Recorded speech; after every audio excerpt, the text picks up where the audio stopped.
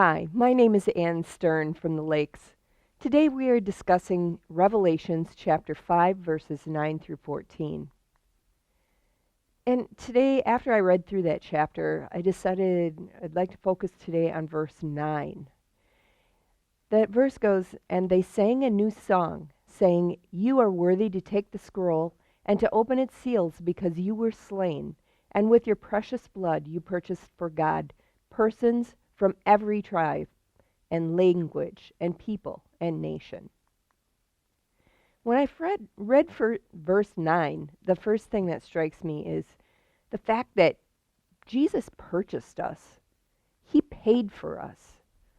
And, he didn't pull out his credit card or cash. He bought us with his life, with his blood, with his pain, with his suffering. That means that Jesus thinks that we are so valuable that he was willing to give up life itself for us. Just think about that. He allowed evil men to torture him to death, and that death bought life for anyone who asked for it. Even the ones who put him to death, if they believed, if they said, "Oh, this guy truly was the Son of God." If they believed, even though they did that to him, he bought them and paid the price. When you think of that, is there anything more valuable to you than your own life?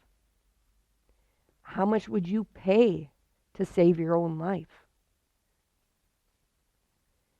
We are more valuable to Jesus than his own life.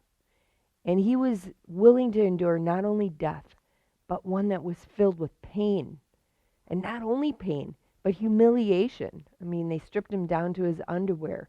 They put a crown of thorns on him and beat him around the head. They scorned him.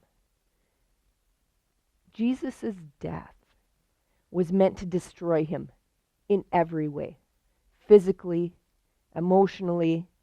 They wanted him to be utterly filled with despair as they took his life from him. And yet, he willingly laid himself down for us. He did it to purchase us for his Father. And it couldn't be any clearer than what's laid out in this verse, that he did it for every single person. There's not one that's excluded. It says he did it for persons from every tribe, every language, every people, every nation. God loves us all. He bought us all with his blood. I look at that and I think, why? Why are we fighting? Why are we setting ourselves one person against another, one race against another, one political party against another? If there's ever a question of whether or not we're equally loved, we only need to read this text. It makes me wonder, what is God feeling right now as he looks upon the pain and the separation that we've caused in this world? I think of his pain when he sees the separation, the fighting among his children, and I think it must equal the pain that he endured when he died on that cross. Why do we keep finding ways to hurt each other? When Jesus died, he died filled with love and compassion for us.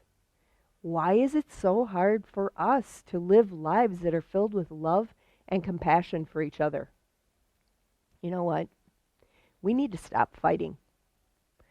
We need to start seeing our commonalities and realize that we have the same basic desires. You know what? We all need love. We all love our children. We all want this world to be a good place to live. And as God's children, we need to start finding common ground and moving forward together to live a life that brings honor and glory to the sacrifice that Jesus made for each of us. We need to live the type of life Jesus lived and stop finding differences in each other, but find the goodness and the decentness within ourselves that allows us to grant dignity to every single person who shares this world.